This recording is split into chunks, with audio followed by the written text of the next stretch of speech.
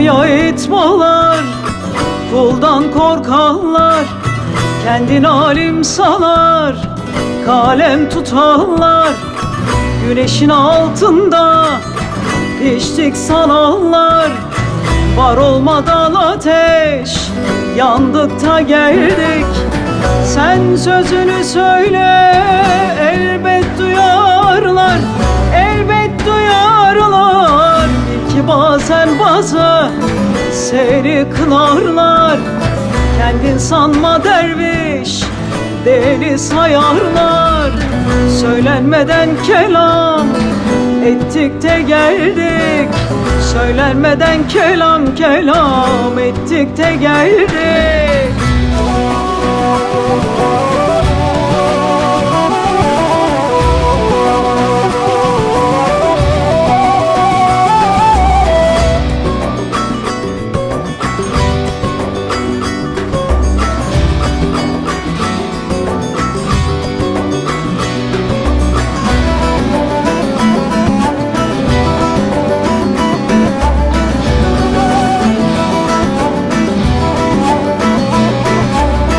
Ademoğlu bugün sen sala yenil, bizden şüphe etme, varlığın delil. Bir başka deme, severek eğil.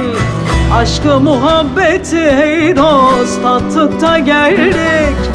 Bir kapı görünce sanma bir kapı, sanma bir kapı.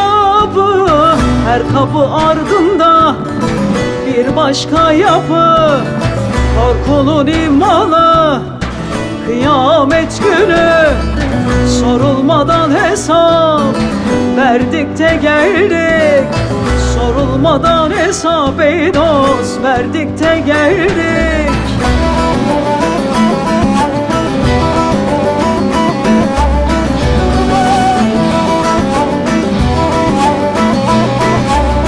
Bunca bilmez sözün beni incitmez.